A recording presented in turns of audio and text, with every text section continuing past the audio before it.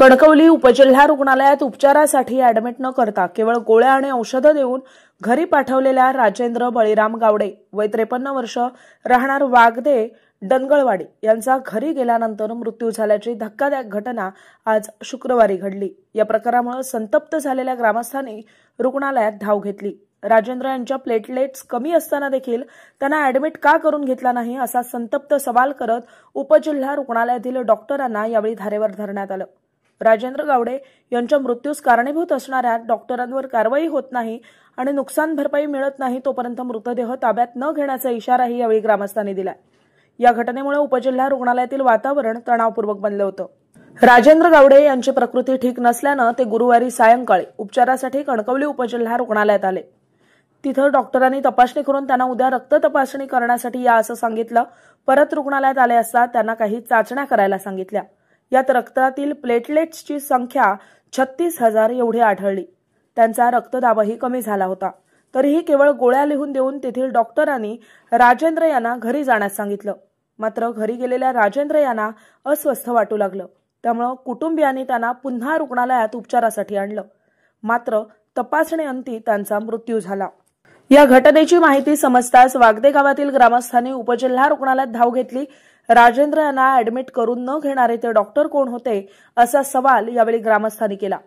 तसंच जोपर्यंत जिल्हा शल्य चिकित्सक इथं येत नाहीत आणि संबंधित डॉक्टरवर कारवाई तसंच कुटुंबियांना नुकसान भरपाई मिळत नाही तोपर्यंत मृतदेह ताब्यात घेणार नाही असा इशाराही यावेळी देण्यात आला। घटनेचं गांभीर्य ओळखून कणकवली पोलीसही उपजिल्हा रुग्णालयात दाखल झाले। जिल्हा शल्य चिकित्सक डॉक्टर श्रीपाद पाटील यांच्यासोबत ग्रामस्थांची आता चर्चा सुरू आहे। सोमवारी या सोमवारी तुम्ही या सांगताय परत त्या 36,000 प्लेटलेट मध्ये ते 36,000 प्लेटलेट वाढणार कसे याचं काय तुम्ही त्या कागद कुठे कागद औषध काय दिलं की गोळ्या आज पेशंट घरी पाठवला काही पेशंटला काही नाही म्हणून घरी पाठवला आणि त्याला सध्या गोळ्या पण दिल्या नाहीये। गोळ्या पण त्यांनी त्याच्या मुलाने काय केलं त्याने घेतल्या जाऊन आणि आज 2 दिवस पेशंट येतोय। त्यांना मी विचारलं यांचं प्रश्नाचं उत्तर असं की मला तिने सांगितलं की हे सांगितलं हा नंतरचा विषय पण मॅडम का हे असं करण्यामागचं कारण काय त्यांना मी आता जवळ अर्धा तास बोलवते ते अजून येत नाहीये पुढे तिला निलंबित पण बाजूला ठेवा। आता झालेल्या परिस्थितीला काय करायचं आम्ही ते तुम्ही सांगायचं बस बाकी काय आम्हाला नको आहे। एका व्यक्तीमुळे हा विषय झालेला आहे। ज्यांनी इथं कार्यरत असलेले वैद्यकीय अधीक्षक यांनाही इन्फॉर्म केलेलं नाही। स्वतः एमडी मेडिसिन आहे।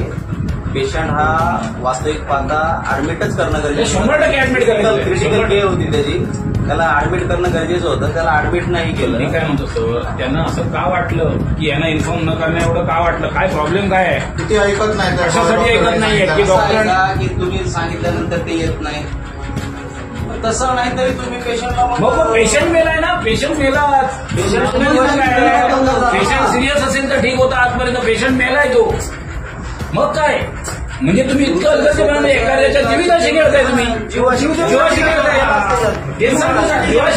हॉस्पिटलमध्ये काय होणार आहे ह्यांच्यावर गुन्हा दाखल करा ह्यांच्यावर गुन्हा दाखल करून काय मिळणार आहे पेशंटला काय मिळणार। या लोकांनी कोणतीही कल्पना दिली नाही ना।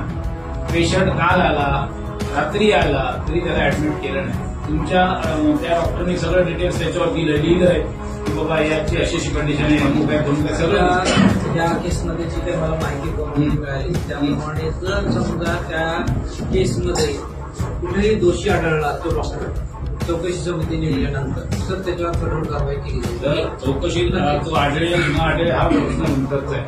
नातेवाईकांच्या पुढे ज्या काही गोष्टी घडल्या नातेवाईकांचा भाऊ होता नातेवाईकांचा भाऊ आणि तो स्वतः पेशंट सांगतो मला ऍडमिट करा तरी ह्या लोकांनी ऍडमिट केलं नाही।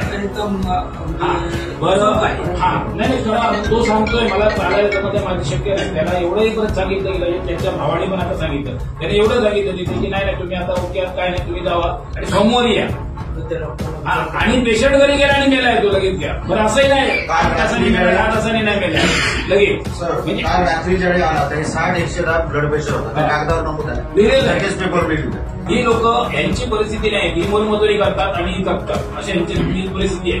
उद्या हे तुमचे प्रस्ताव शासन स्तरावर जाणार, शासन स्तरावरून काय त्याचे निर्णय होणार, या सगळ्या निर्णयाला फॉलो करेपर्यंत यांना हे शक्य होणार नाही. आम्ही करणार नाही, आपण करू, तुम्ही करू, मी त्यांना मदत करू, गडकरीचा एक नागरिक म्हणून मी त्यांना मदत करू. पण हे काय आज होणार आहे का? की या 6 महिन्यात होणार काय? पण तसं असेल तुम्ही जर 100% करता तर लिहून द्या. आमच्या मुलांचा एज्युकेशनचा प्रश्न आहे.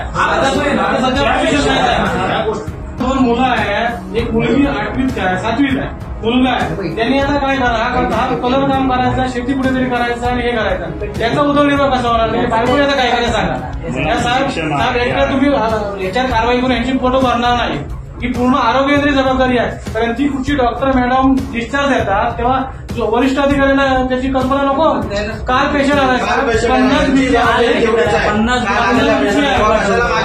साहेब आज ओपडीत फिरवला. ओपडीत आमचा आरोप आहे, तुम्ही ओपडीत फिरून फिरून आमचा पेशंट मारलाय.